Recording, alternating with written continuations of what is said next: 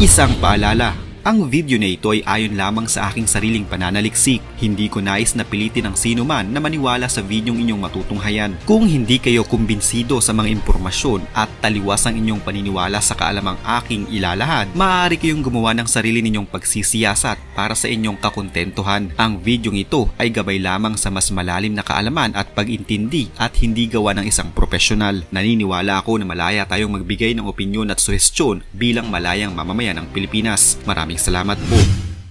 Nasa mahigit 10 barko ng China ang humarang sa 4 na barko ng Pilipinas sa pinakahuling isinagawang resupply mission sa Ayungin Shoal. Madaling araw ng Miyerkules noong 4 ng Oktubre nang marating ng resupply team ng Pilipinas ang Sabina Shoal, dala ang mga pagkain, supply at mga karelyebong sundalo para sa BRP Sierra Madre sa Ayungin Shoal. Dito sila susunduin ng mga escort mula sa nakasadsad na barko, pero nakabantay na rito ang barko ng China na sumunod sa resupply team. Bago pa nga nito, noong Martes pa ng gabi, nakabuntot na sa kanila ang isang drone. Sa oras umano na narating nila ang 12 nautical miles at mas malapit na sa Ayungin Shoal, tsaka manghaharang ang China.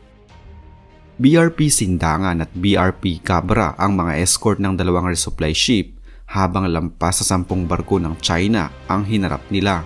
Malayo pa sa Ayungin Shoal ay kita na ang mga ito sa harap, gilid at likuran ng mga barko ng Pilipinas. Noong pasado alas 10 na ng umaga nang magparamdam ang China Coast Guard 4301. This is China Coast Guard vessel 4301. The Asian Chinese name the island and Lee in the South China Sea. China Coast Guard 4301. This is Philippine Coast Guard. PRP Cabra MRRV 4409. Conducting lawful routine maritime patrol within the Philippine Exclusive Economic Zone.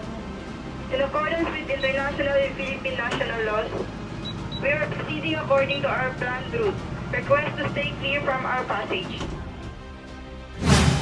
Habang papalapit sa Ayungin Shoal, dinikita ng resupply team ng Pilipinas ng mga barko ng China. Maya-maya pa ay humarang na ang China Coast Guard 5201. Kung matatandaan, ito ang parehong barkong nag-water cannon sa resupply boat ng Pilipinas noong Agosto lamang. Habang nangyayari ang mga ito ay lumayo na ang resupply boat ng Pilipinas. Ang BRP Sindangan naman ang dinikita ng China Coast Guard Ship 4301 at hinarang ng isa pa nilang barko. The China Coast Guard 21551.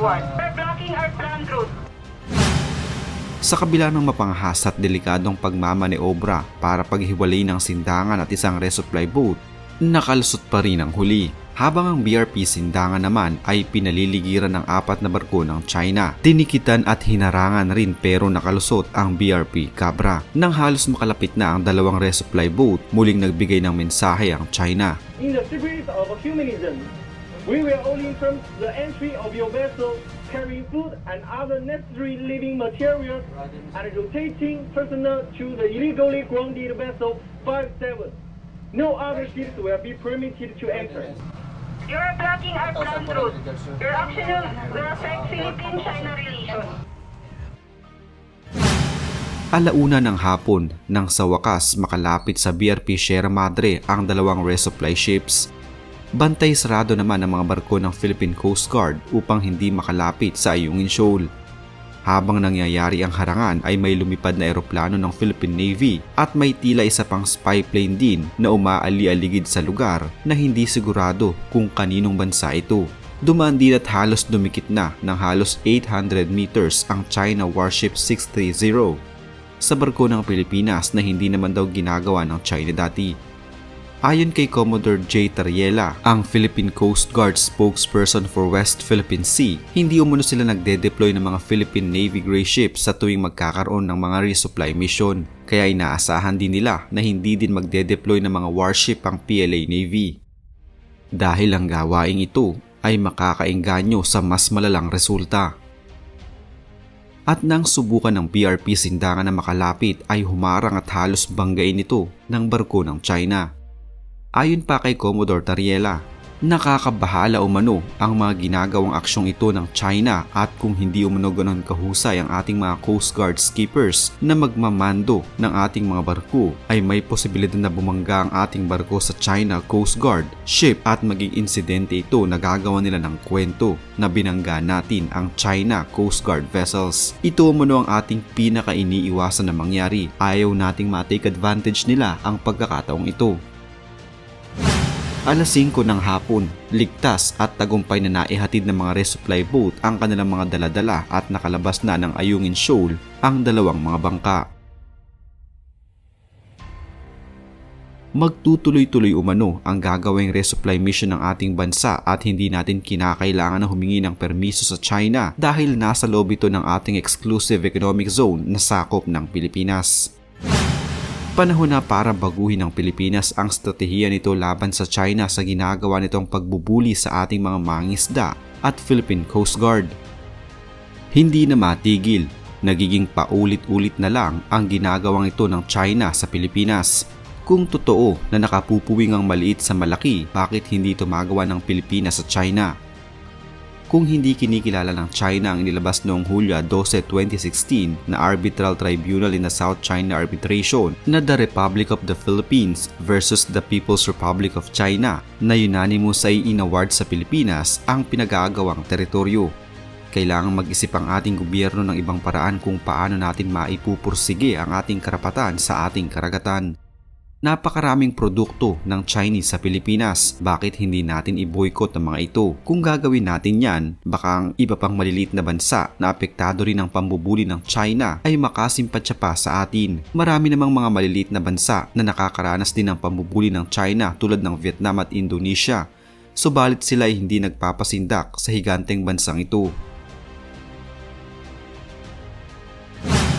Hindi lahat ng laban ang nananalo ay ang mas malaki. Kailangan lang pag-isipan ng mas maliit kung ano ang kahinaan ng kalaban niya sa iindahin nito. Alam ng maliliit na mga bansa na binubuli ng China na lamang ito sa puwersa sa usaping militar kaya wala silang kalaban-laban dito. Pero kung hindi na tatangkilikin ang mga produkto ng China, malamang indahin ito ng dating tinaguriang sleeping giant. Pagkaisahan ng China na wag tangkilikin ang kanilang mga produkto ng Vietnam, Indonesia, Malaysia, Thailand, Japan, at sumama na rin ang Taiwan na matagal na nilang pinagbabantaan na sasakupin ay baka maisip nito na mahalaga pala ang maliliit na mga bansa para sa kanilang mga produkto. Patuloy na nagpapalakas ang China ng kanilang puwersang militar sa mga isla na sakop ng Pilipinas pero wala tayong magawa dahil laging nag-aalala ang ating gobyerno na baka girahin tayo.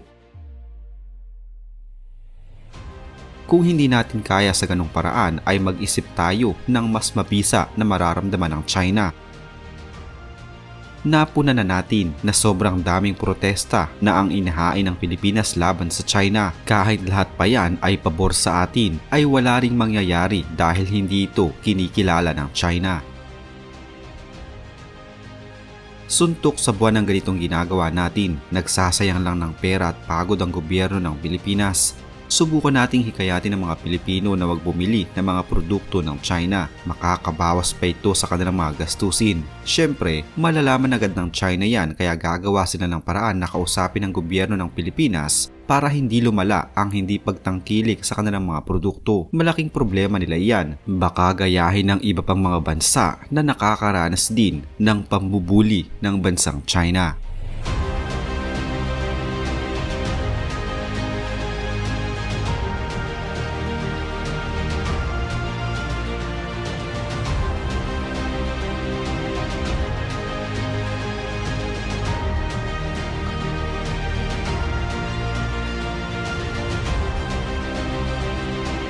Isa na namang kwento ng pagbabalik tanaw sa kasaysayan ang naitampok natin ngayon. Huwag kalimutang i-like ang video ito at mag-iwan ng komento sa ibaba ng mga nais nyo pang malamang kwentong kasaysayan sa Pilipinas. Mag-subscribe na din para lagi kayong updated sa mga pinakabagong video dito sa Kasaysayan Pinoy. Magandang araw po at mabuhay ang bansang Pilipinas!